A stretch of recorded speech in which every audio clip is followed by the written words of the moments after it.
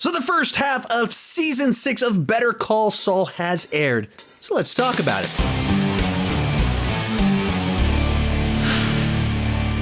Hi, my name is Sean, and I love to talk about movies and TV way too much. With that in mind, go ahead and join me down below in the comment section. Share your thoughts on the first half of Season 6 of Better Call Saul. As this is a spoiler review, feel free to spoil away down below in the comment section. No need for a spoiler warning. And if you haven't seen Season 6 of Better Call Saul, please don't watch this video.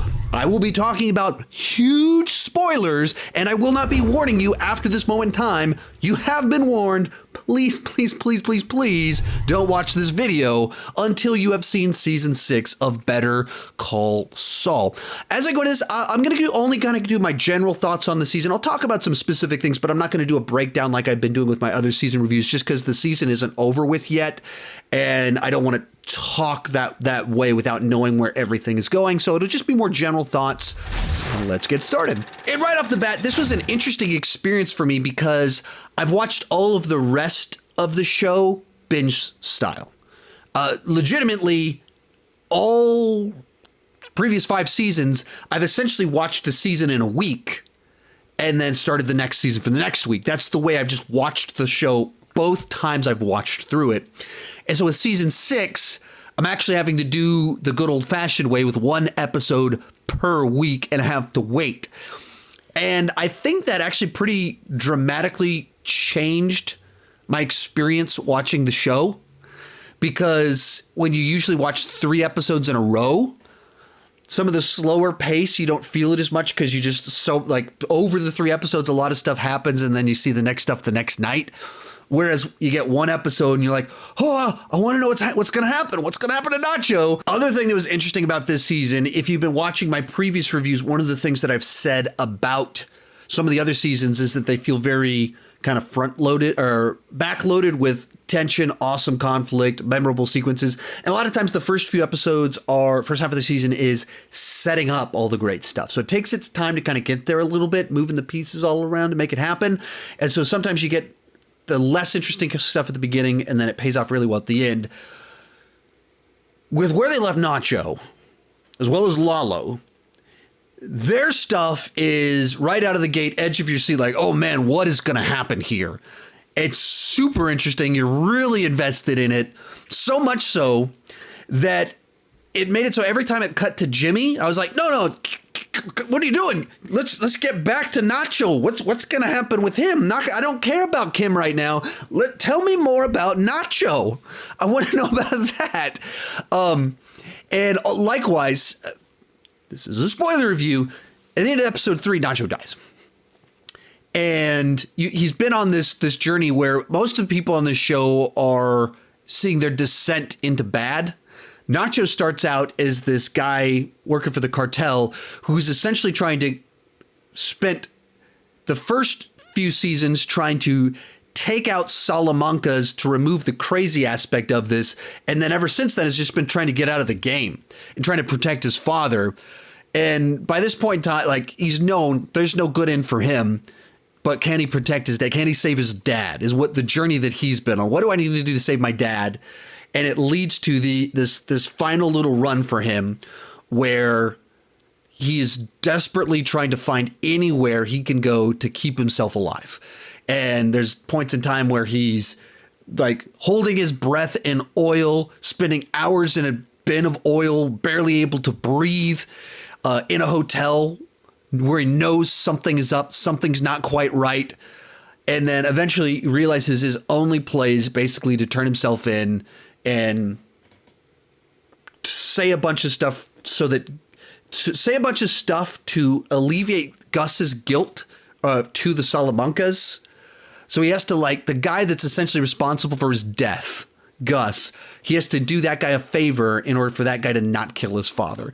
But all of it leads up to Nacho's final. I mean, all of that, everything with Nacho in this season is just the best the show has to offer. Yes, this is awesome. Tense, tragic, compelling, edge of your seat. And then it leads up to his final little monologue where everything he's been thinking that the audience essentially knows and has known for seasons. This guy hates the Salamancas, thinks they're disgusting. The people he worked for that somehow he got entrenched with, he eventually just thinks they're just despicable. And he just, like, his dying moments is looking at Hector Salamanca in the face, being like, every moment of suffering you have in that wheelchair, it's me. I did it. I poisoned you. I switched out your heart medicine. This is because of me. I hate you that much. And then kills himself. And like the ultimate, like, gets the last word and hangs up the phone so the other person can't respond back by killing himself. Like, whoa, like doesn't even get them the pleasure of being the ones to shoot him, to kill him, torture him to death.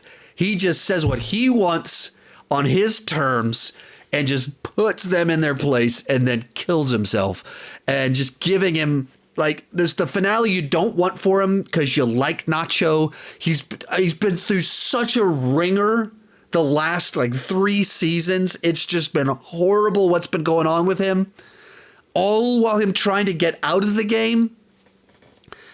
But at least he got to, if he's gonna die tragically, they give him a great final moment.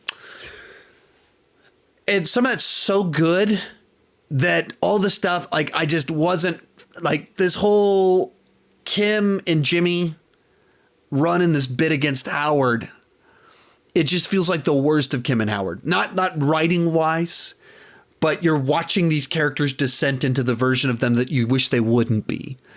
And especially because it's so petty, and because for 2 seasons, Howard's been trying to do the right thing. And then for purely selfish reasons, they are doing this long con against him. And it's just, it fits with their characters. It fits with the journey they have to be on. But it doesn't mean that you want to see them do this. And also, to me, it's not nearly as compelling as Nacho's final run, Lalo's quest for vengeance. Those are on a whole other level than let's get prank Howard in order to get Sandpiper money. So that to me it was interesting, the way, like, the contrast for me of, like, how much I was digging all of these scenes, Nacho, Lalo, and then we cut to Jimmy on the golf course, or run around in the clubhouse at the golf course, doing all sorts of shenanigans, running into the locker room, planning drugs and stuff. Like, I don't. This one to me isn't nearly as compelling as this other stuff. And I suppose it does a great job of subverting kind of expectations of somewhat how a bunch of this stuff plays out when the plot lines converge in the final scene. But some of just 7 episodes where Jimmy's whole plot line is pranking Howard. I don't normally like it when Jimmy pranks Howard, so 7 episodes of it is a lot.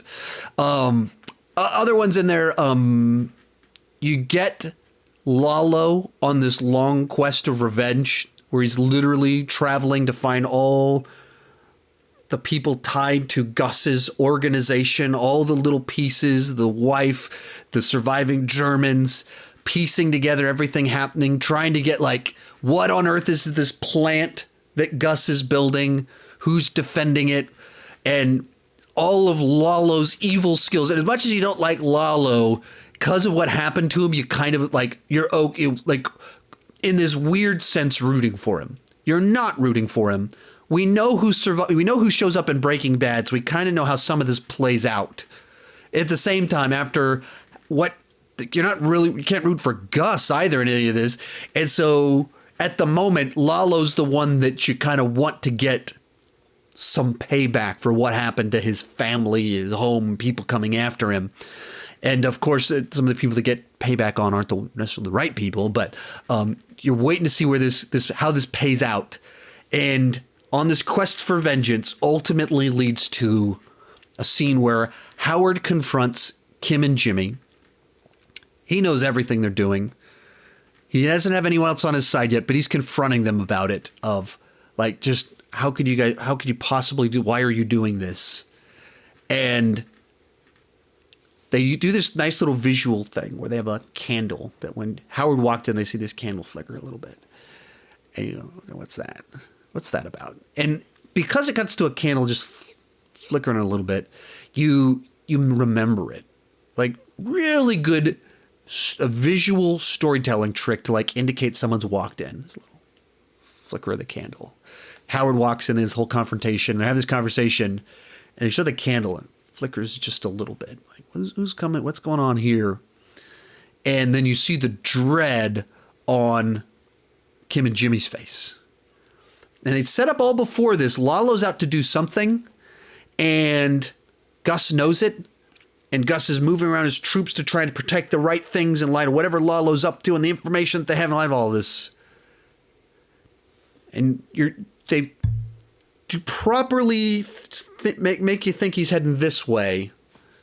And that little flicker, terror on their faces, and you go, Lalo's right there. Uh-oh.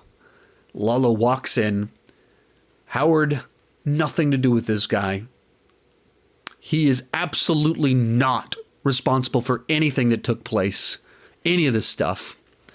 And of all the ways for this tragic story to play out, Lalo kills Howard just because he's there. And the only reason he's there is because Kim and Jimmy did this whole bit. And Howard dies because of it. Howard, as much as you hated him in season 1 and really season 2, by the time you get to this point in time, you just feel bad for him because it just gets this horrible, horrible final run of Jimmy being the worst to him. And then he's shot in the head because of Jimmy and all of his antics. And then cuts, and we got to wait 2 months to see what's going to happen next. So anyway, that's for me. As is frequently the case with this show, there's like these things about this season that are just phenomenal, incredible, with Nacho, Lalo's revenge, final outcome for Howard, and then also like things that are just not as compelling.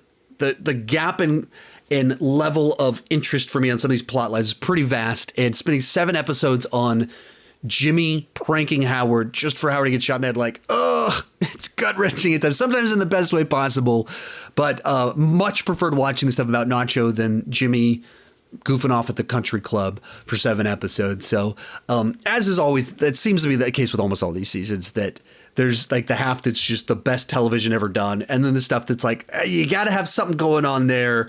And you had like, you're watching their tragedy unfold, and they're just, it has to be there. That's what it has to be. But some of it's more compelling stuff. Anyway, let me know what you thought down below. Can't wait to see. I have no clue how this show is going to end. I have no idea what's going to happen to Kim, how it's going to tie together, which timelines or what's he's going to, like they've already told us that we're going to see these Breaking Bad characters. Is that going to be flash forward? What is that going to be? I have no idea. Is there going to be a time jump in here? Don't know. I don't even know what the final note is you want to end on with the show. Do you end out on the main timeline leading right into Breaking Bad, or do you do it as the flash forwards of him as an old man? Do you end on that note? Like, what is that final reveal of the show that lands the plane?